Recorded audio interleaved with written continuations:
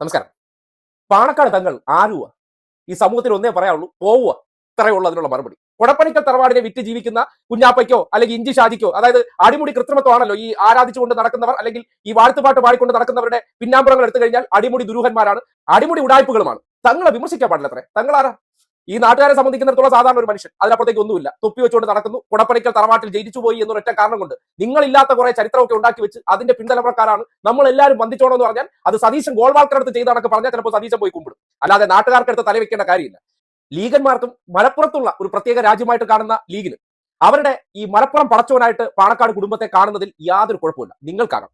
പക്ഷെ നാട്ടുകാർ മുഴുവൻ ഞങ്ങളുടെ പടച്ചവനായിട്ട് കാണണമെന്ന് പറഞ്ഞാൽ അതങ്ങ് കുടപ്പണിക്കൽ തറവാട്ടിൽ പോയി പറഞ്ഞാൽ മതി എന്നാണ് പൊതുവായിട്ട് ആ വിഷയത്തിൽ പറയാനുള്ളത്. ഒരു വ്യക്തി എന്നുള്ള നിലയ്ക്ക് ഒരു കുടുംബത്തിന്റെ പേരും വെച്ചുകൊണ്ട് ഒരു ചരിത്രമൊക്കെ ഉണ്ടാക്കി വെച്ചിട്ട് രാഷ്ട്രീയത്തിൽ ഇറങ്ങി ഇടപെട്ട് കഴിഞ്ഞാൽ അദ്ദേഹത്തെ കുറിച്ച് മിണ്ടാൻ പാടില്ലത്രേ. പക്ഷേ അത് ഈ നാട്ടിൽ എന്തായാലും നടക്കാൻ പോകുന്നില്ല. കേരളത്തിലെ സുന്നി സമൂഹത്തെ സംബന്ധിച്ചിടത്തോളം അല്ലാഹുവിന്റെ ഹബീബായ റസൂലുള്ളാഹി സ്വല്ലല്ലാഹു അലൈഹി വസല്ലമ തങ്ങളുടെ കുടുംബ പരമ്പരയിൽ കടന്നു വരുന്ന ഓരോ കുഞ്ഞും അത് ബഹുമാനിക്കപ്പെടേണ്ടവരാണ്, ആദരിക്കപ്പെടേണ്ടവരാണ്. അത് പഠിപ്പിച്ചതാരാ? ബഹുമാനപ്പെട്ട സമസ്ത കേരള ജമിയത്തുൽ ഉലമയാണ്.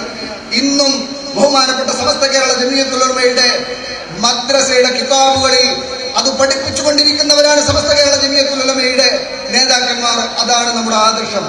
ഇപ്പോ ചില ആളുകളുടെ പ്രസംഗം തുടങ്ങിയിട്ടുണ്ട്. ചില വഹാബികൾ പറയാണ് അവിടെ തൊടാൻ പറ്റൂല, അങ്ങോട്ട് അടുക്കാൻ സമ്മതിക്കൂല. പാണക്കാട്ട് സാദാത്യങ്ങളെ അവർക്കെതിരെ സംസാരിക്കുന്നവരെ നിലക്കു നിർത്തുമെന്ന് പറയാൻ ചില വഹാബികൾ മുന്നോട്ട് വന്നിട്ടുണ്ട്. സന്തോഷമുണ്ട്, ഞങ്ങൾ അതിനെ സ്വാഗതം ചെയ്യാണ്. പക്ഷേ അഹ്ലു ബൈത്താണെന്ന് അംഗീകരിക്കാൻ നിങ്ങൾക്ക് കഴിയുമോ? നബി കുടുംബം ആദരിക്കപ്പെടേണ്ടവരാണെന്ന് സമ്മതിക്കാൻ നിങ്ങൾക്കാകുമോ?